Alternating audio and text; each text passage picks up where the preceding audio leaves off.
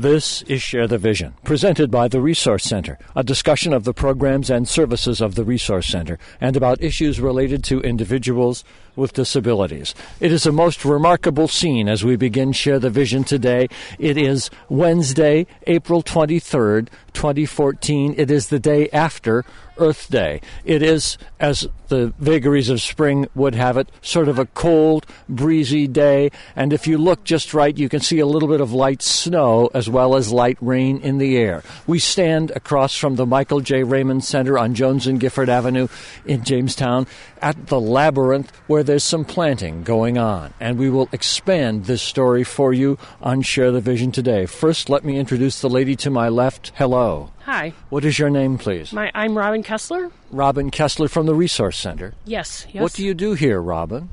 I work in a classroom of individuals with disabilities to enrich their lives, help them in the community, work on specific valued outcomes that they would like to have.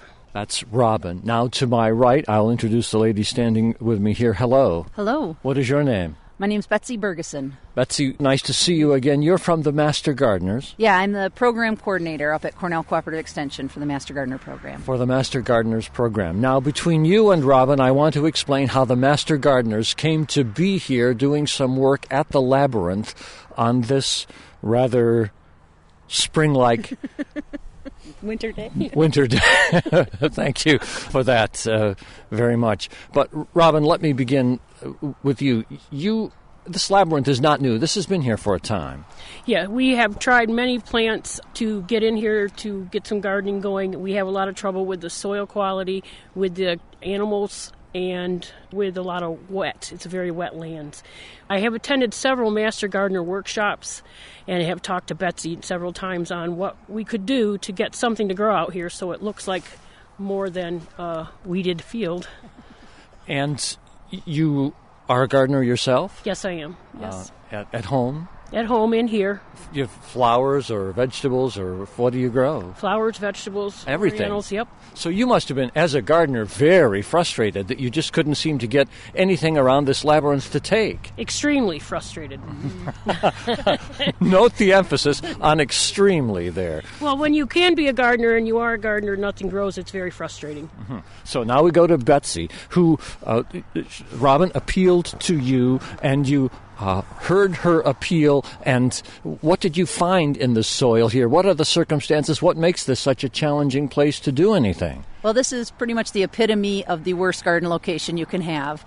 There's asphalt underneath here. Oh, really? It's poor drainage, standing water, deer, geese, everything you can imagine that doesn't work. So really that's where the Master Gardeners come in, and we're trying to enable and empower the individuals to grow the right plant for the right spot. So we really did a lot of thinking and thought, the only thing that I can think of that could possibly survive these conditions would be the red twig dogwoods. So we said, these plants are free. Let's clip them. As long as we have the labor, let's put them in. And this is kind of our last hope. Let's see if any of these grow. And if these do, then we can expand from there. What is the name of the plant that you're putting in here again? We planted about 400 red osier dogwood whips. So it's just basically a little clipping from a dogwood shrub. And they survive the wet conditions, dry conditions. They also, if the deer end up munching on them, it actually helps you because they shear them down to the ground, and then the twigs become beautiful bright red in the next season. So these dogwoods are very hardy? They are very hardy, and they're a native that are great for birds and butterflies and the good wildlife, as well as usually deer resistant, which I know is a big problem down here. They get a lot of deer. All right, we are immediately adjacent, if I can place this again, between the Michael J. Raymond Center on Jones and Gifford Avenue and the Chautauqua River is this narrow area immediately adjacent to the Resource Center's parking lot. For those people listening to this program on WJTN, just over my left shoulder is our tower location in the swamp, as we refer to it here. So I'm surprised, Betsy, if we may take a slight diversion here for a moment, to hear how bad the soil is here, because one would think that there was the rich soil that had been deposited here over the years next to the river would be really good for growing, and you're saying just the opposite. Well, the native soils would have been very good, but it happens to be that this was an old parking lot. Uh-huh. So once they covered up the parking lot with some of the topsoil and the grass, then it's not that native rich soil from the flooding and everything else. It's been occurring over the centuries. So an old parking lot does not make a good soil base, but what do they call it? Alluvial that's dropped by the... Yep. I'm stretching my geological... Great geology. The alluvial deposits from the Chattacoin River over hundreds of years or longer might make a good soil, and there might be some great soils in the immediate neighborhood here. Yeah, even underneath the asphalt, if we can get these roots to kind of break up the asphalt layer that's underneath, I bet they'll do very, very well. So some places you could feel when you were sticking the twigs in, you could feel where the asphalt had broken up and they would go in a lot further. So I hope that we can break that up and kind of evolve the soil back to its natural good state. I want to, a little later in this program, if you'll allow me, Betsy, to come back and allow you to talk more about the Master Gardeners program, which has really become quite dynamic in the Chautauqua County region as a part of Cornell Cooperative Extension. But I want to spend a few minutes with Robin before we get any further into this, talking about the people who are helping with the planting today and the work that you do on a day-to-day basis and why this Labyrinth, this planting project, becomes relevant for them. Who are the people you work with daily, Robin? I work with individuals who are 20 to 60 on up. They have some form of disability. We are alternatives they have where we're trying to step out of the box and help. What we hope to hear is to learn to grow gardens in our own homes. A couple of our individuals have expanded and done raised boxes at their homes. We have also worked with raised boxes in our group homes, and we have 6 raised boxes here that we were able to share with St. Susan's. We harvested and took for growing Jamestown and putting it at St. Susan's Soup Kitchen, which is what we hope the agency's group homes is also going to follow suit and also build, or most of them have boxes and they're going to grow vegetables for St. Susan's. So this gardening, in one form or another, has become a very robust project, thanks in large part to your interest here at the Resource Center. Yep. I somehow was able to get a greenhouse. We got started. That's how we really got started. And then this came about to be part of the Riverwalk project. And if you Google it, it looks really wonderful from space. And we have used a sod remover. We've gotten free bricks and brought over. We've done all kinds of things to try to dam the soil and make it better. And we like to come out here, we put in a bocce ball court. We've learned all about how to use the compost. We've taught how to use mulch. We also hit golf balls out here. We have ducks out here. Last year when we moved dirt, we found snapping turtle eggs that we had to take out and move to a safer spot. So we've learned a lot about wildlife, and we're hoping to get some birds and butterflies in here. This has become a real ecological adventure for you and the people you work with. Oh, it's been a learning experience. We've gotten worksheets to tell us from the seed and right on up to the flowering plant and how things grow, and it's been a learning experience from the beginning because a lot of folks come in to the Resource Center, our city folks, and so we've taught how to make a raised bed and be able to grow vegetables in your own backyard, which is what Williams took a new adventure. Yep. He is one of our new gardeners, and he put a raised bed in his backyard with the help of his mom, and he got vegetables from his backyard. Okay, introduce me to this young man standing next to you, and we'll speak to him for a moment here on Share the Vision. This is William Prince. He works here at the Resource Center, and he started a garden at home. I helped him with the dirt in a truck, and his mom helped him, and he was able to, what he learned with us here, he was able to take home and share with his mom and have a raised bed in his backyard in Jamestown. Hello, William. Hi. Have you ever gardened or grown anything before? Yeah, no, not really, but this is my first time ever had a garden, a raised bed, and we planted many vegetables, and we planted You planted zucchinis and green peppers? Zucchinis and cucumbers and tomatoes. Zucchini went overboard. Yeah. They really? Were plentiful. Yes. Very plentiful. We were trying to get green peppers to grow, but they take forever to do.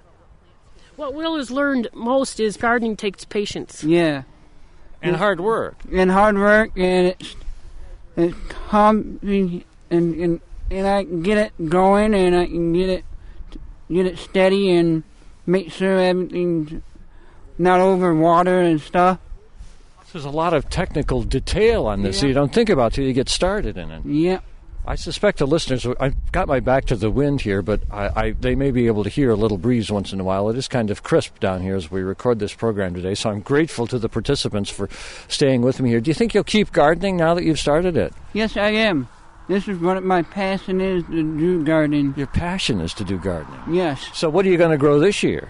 I'm not sure, because I gotta figure out how it comes out and it can do the soil. It's kind of hard to march that up. And Yep, we're looking at seed catalogs for Will so he can decide what he wants to put in. Raised beds again? Yes. It's best to put in what you want, what you like to eat, Yep. and what you enjoy, as opposed to just something that grows. Well, good luck, and thanks for helping with this project here today. Has this been fun, even though it's kind of cold down here today? Yeah, it's fun, but it's wet and damp also. But you gotta take it easy. Make sure your water and stuff won't sag on your boots and stuff. And I must describe what a natural scene this is, because just behind you and Robin right now, there is a goose walking across the yard here. And it's Jesus. and it stares at us. It has a mate. Oh, so they're kind of being protective of the territory here? Yes. Yes. We'll And probably there's find some eggs. They're trying to find some eggs. Well, it was just fluffing its feathers here a minute ago. Let me just tell you, too, that we also work with our art program. We have a sculpture in the center that is textured, and we also have a driftwood sculpture that is a dragon. And in our group, we recycle bowling balls, and we turn them into bumblebees and ladybugs, and just any way you can think we do it. And plus, it's for your garden to help you. We tile and grout. We've learned a lot to put out in the ornaments, so... Robin, are there others who are working with you here today that perhaps we should say hello to on the radio? Yeah, this is Danielle. She'd be happy to come talk. Hello, Danielle. Hello. My name is Dennis Webster. I do a radio program called Share the Vision for the Resource Center. What is your last name? Chase. And how did you come to be here today? Do you work for TRC? I do, yes. I work in a program room right next to Robin's. Uh-huh. I'm an activity leader. And what is it like to work in this group and to work out here in the Labyrinth? It's amazing. It's a wonderful opportunity for our participants. Amazing. What makes it amazing? Just new opportunities, and they enjoy to be outside and do the gardening and learning more. This Labyrinth then becomes, at least for the warmer months of the year, which we hope will begin within the next few minutes, at least during the warmer months of the year, is a very engaging project for them in which they're very much involved. Yes. Right now, my room, we're working on what we call neolipons, and we're going to be... Say that again? Neolipons. Okay. It's for gardening for people who need to sit on the ground or kneel on the ground so they don't get dirty as they're weeding or anything like that. We're going to make it a volunteer project and donate them to local garden places and use them in the Labyrinth. How do you make a kneel-upon? You take an old newspaper, recycled newspaper, and you weave it together, and then you put a bag over it and use duct tape to decorate it, and it's just a padding for the ground so you're not sitting directly on the ground. Oh, how many people are you and Robin working with on a daily basis? How many are in your group or groups? Just to give the audience an idea. In my room, there's 14 participants. Now, are you, Robin, in the same room? Or No, we're next door to each other. So she would have about the same number? Yep. Mm-hmm. And people spend some of their day or a good part of their day, weekdays, here at the Raymond Center at TRC? Yes, they do. And then they would live at Resource Center residences or homes in the community otherwise? Yep. And everyone who's a part of this has, to one degree or another, one way or another, some sort of disability or limiting factor in their lives? Yes, they do. How do you feel about the work that you do with them on a day-to-day basis, not only in the Labyrinth and the gardening here, but overall? Talk to me about how it feels to help people. It feels amazing. It's a great accomplishment. It makes you feel wonderful about your job, and to see someone overcome their obstacles and boundaries in life. And how long have you been doing this kind of work? 4 years. Mm-hmm. And it sounds like you are very much rewarded. Yes, I am. I love my job. Well, thank you for your time on this very, very brisk day here. Yes, thank you. Nice talking to you. You too. The Resource Center's Danielle Chase, and prior to that, Robin Kessler and William Prince from TRC. On a cold day midweek this past week, we recorded this program covering the planting of red osier dogwood whips at the Labyrinth across from the Michael J. Raymond Center on Jones and Gifford Avenue in Jamestown. Back with Betsy Bergeson, and give me your title again with the Master Gardeners. I am the program coordinator at Cornell Cooperative Extension for the Master Gardener program. Give us a little bit of the history and background of how Master Gardeners came to be. And let's turn with our backs to the wind here. Make it sound a little better, if not feel a little more comfortable at this brisk location this morning. A little of the history, background of the Master Gardener program, your involvement with it, if you would, Betsy. In 2008, I started with Cornell Cooperative Extension as the watershed steward. And through the watershed program, there were a lot of correlations with water quality and gardening. And there were a couple other educators, Ginny Carlberg and Wendy Sanfilippo up at Cooperative Extension. And we were talking one day and we said, well, why isn't there some type of gardening program that could be done? And Wendy contacted Cornell and said, do you still have this Master Gardener program? And the state coordinator said, yes. Do we need anything special to get it going? Nope. So 3 weeks later, we had our first program in 2009. It had been in Chautauqua County back in the 80s, and then there was about a 25-year hiatus. And we found all the old binders, found all the old stuff, and realized what a difference this program can make because of the fact that we don't have a specific target audience. We're not solidified to any distinct program area. We can really, literally branch out everywhere with our program. So in 2009, we had our first core training, which is the integral part of the program. Any Master Gardener volunteer has to take a 15-week-long core training class, and in return for that training, they actually give back 50 hours of volunteer service annually. A lot of people think, oh my goodness, how am I going to get 50 hours? But within no time, they're 100, 200-plus hours in a year. So, and the kinds of things that the Master Gardeners have done, well, first, how many Master Gardeners are there now? 82 have gone through the program, wow. And we have 60 still remaining active. That means they're actively putting in at least 50 hours of service a year. So we've had 4 core trainings, and what's great about the program, all of our roles are educational in nature, but it's not just the fact that you have to be a teacher or that you have to be a great presenter. You can do things like write articles. You can work the Master Gardener Helpline, which is a fantastic resource that we have. Every Wednesday from 1 to 3, we have Master Gardeners at the Ag Center on hand to answer any type of gardening questions. People can bring in troubled plants and we'll help identify what's wrong and give them some solutions. So that's another type of volunteer activity. We do workshops. We go out to different groups, do presentations. We do conservation field days.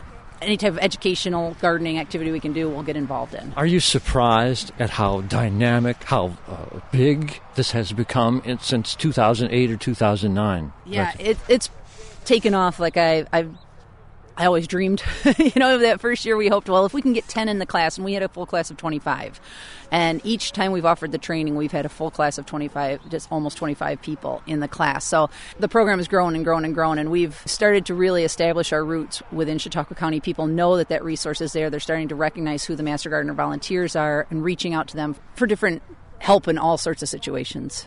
One of the other people on this program a little earlier talked about his passion for gardening. You obviously have a passion for gardening. Betsy Bergeson, how did you cultivate, pardon the accidental use of the phrase there, but how did you come to have this passion for gardening?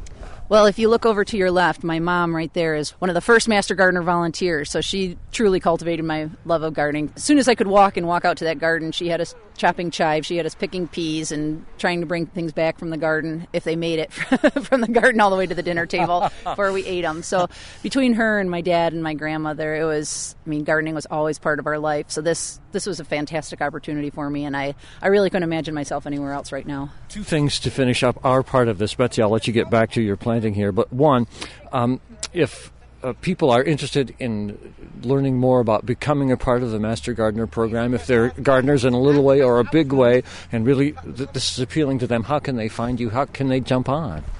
Our next core training is going to be in the fall of 2015, which seems like eons away, but it'll be here before we know it. And they just have to call and let me know that they're interested. They can email me at emh92@cornell.edu. They can call the Ag Center, Cornell Cooperative Extension.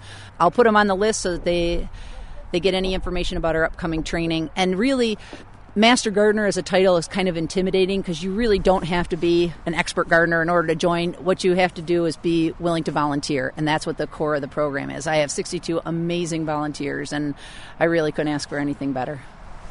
Final thing, I just want you to repeat this business about Wednesday afternoons, because we're getting into that time of the year when people are again, we are doing this under most unusual circumstances today.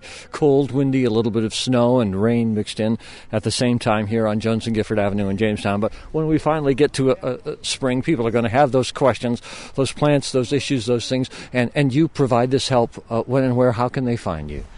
Every Wednesday from 1 to 3 p.m. we have Master Gardener volunteers on hand at the Frank Bratt Ag Center up on Airport Hill. And you can call 664-9502 extension 224. You can stop in. We also have an email. But anytime, any question gardening-wise, whether it's bugs or diseases or you just want to know what this plant is that's growing, bring it into the helpline. Again, we have terrific volunteers willing and able to help you. Well, Betsy, thank you for taking an interest in Robin's questions and issues. Robin Kessler, who was on a little earlier here, the challenges that they have trying to grow here in the Labyrinth, and I wish you great success in this and all your other projects. Well, thank you so much. It's one of those things to see how the program grows as well as this project grows. We're going to keep monitoring, and hopefully we can get something beautiful growing here down at the Labyrinth. And thank you for being part of a very memorable radio broadcast here today under somewhat battlefield conditions. Yes, exactly. Thank you. Thank you. A good adventure. Yeah. Robin Kessler is here with me again, and there's one other participant in this planting program today that wants to say hello on the radio. Please do an introduction for me. This is RJ. He is one of our gardeners here at the Resource Center. He is my shovel man, my wagon man, my do man. If I need something done, he'll do it. He's strong and healthy, so I rely on him a lot. You want to say hi, RJ? Hello, RJ. Hi. How you doing? Good, pretty good. I gotta do the stuff. A lot of planting today. We're getting it, wagyu chicken pet next month. RJ also has taken what he's learned and taken it home with him. He lives at Pardee, and he has been raising tomatoes in his back patio where he lives. Did the tomatoes do good last year? Yes, I did. Well, RJ, you can do something that I can't do, because I tried for 3 years at home to grow tomatoes, and I never got a one. Well, because my staff helped me. Oh, the staff helped you. Staff helped and lots of watering, huh? A lot of water and it's really Alan. This guy is a killing here. And last year was one last year ago. He also uses the bocce ball court. Bocce ball, yeah. He wants to be Special Olympics in bocce ball, so he uses the court as well. Do you love gardening? Yes, I do. Sounds like you do. And Robin Kessler, it sounds like the people that you work with here have really caught the bug. They have enjoyed it immensely. They don't mind getting their hands dirty. They like being outside. We've expanded our gardening decor and gone and put up tables at Grow Jamestown where we sell our bowling balls and our gardening stepping stones and such. Our motto is to recycle and reuse. So we find lots to put on bowling balls. Now tell me about this sales opportunity again. This might be of interest to people listening. What are the things for sale and where can people find them? Well, our next table will be at the Master Gardeners on May 10th when they have their plant sale. We'll have a table there with our bowling balls that we decorate and put out for outside. It's all done with exterior paint and glues. They'll be for sale up there. We also decorate stones and glass beads. But we've learned on top of our bowling balls, we have been able to teach people how to grout. And that's been a lot of fun, learning how to grout. Yep. That's what my first thing to do. So our they're also, I'm sorry, I didn't mean to talk over you. Our bowling balls are also at Jones and Gifford. They're here. Anybody can stop in and take a look at them. We have pictures of ones we've made, and we'll be happy to make something if we don't have it. Custom design for people. Absolutely, yes. And these are primarily garden or outdoor ornaments. Yep, and they're old used bowling balls, which we accept openly at the Resource Center at 75 Jones and Gifford. Mm-hmm. So you're looking for additional bowling balls to start working with? Yes. We actually cut some in half as well and have made some half bugs. Of the turtles and half of the frogs.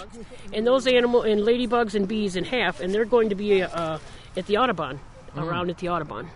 I'm going to run back to Betsy here for one more second. Betsy, just one more thing. I got a little hint there of an event on May 10th, and let's promote that for you. I am so glad Robin brought that up. It's our 4th annual Master Gardener plant sale. Master Gardeners all year, they divide their own perennials. They start extra seeds, vegetables, annuals, herbs. So it's kind of a whatever gets donated and whatever we grow, that's what's going to be at our plant sale. We can't guarantee that anything is there, but we really try to get big tables of native plants as well, and we'll have used gardening books. We'll have a lot of garden equipment as well for sale this year, and like she said, the Resource Center will be there with their garden art projects for sale. It's going to be up at the Ag Center from 9 to 12. May 10th? May 10th. So it's great. The Saturday before Mother's Day, you can come get presents for your mom or bring her up there. We'll have Mother's Day baskets for sale as well. So anyone and everyone, come on up to the Ag Center. Betsy's going to introduce me to a Master Gardener volunteer or two here. So this is Janet Forbes. This is Janet Forbes. Hello Hi, there. Janet. Hello there. Yes, I'm one of Master Gardeners. We've met and talked under a number of circumstances in the past. I did not know you were a Master Gardener. Yes, that's another one of my adventures over the last 2-3 years. Yes. And yes. what else are you involved with? Oh, a variety of things. AAUW and the YWCA and a variety of things. So it keeps me out of trouble that way. Well, Janet, comment today on this particular project here at the Labyrinth and your involvement with the consumers at the Resource Center. And this is a very exciting project. Debbie Brown, Director of Day Services, had reached out to Master Gardeners to see how we could have a closer partnership. And this is one of the projects that needed some extra care and attention and guidance. And so it's a terrific partnership to have the participants and the staff at the Resource Center working together with the Master Gardeners on this community project. So for beautification, for a beautiful natural area that both Resource Center staff and consumers can use, and also the community as a whole. It sounds like this might be just the tip of the iceberg in terms of other projects, engagement between members of the Master Gardeners and different groups, consumers here at the Resource Center. Yes. We also have several things going with day services at several of their sites.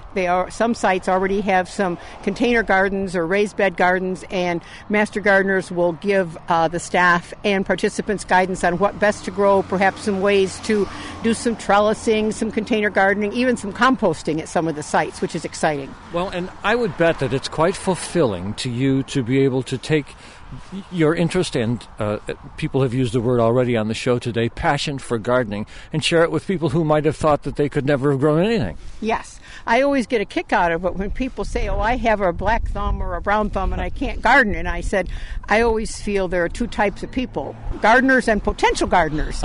And most of us, with some help and encouragement, even with basic skills, can have a very satisfying time with gardening, growing some fun basic things. And that's what we want to help encourage all at the Resource Center and in the community, that all of us can do a little bit of gardening, in any way, in a small space at home, a community garden, a garden with an organization like the Resource Center. There are many possibilities, even for novice gardeners, to get joy and satisfaction.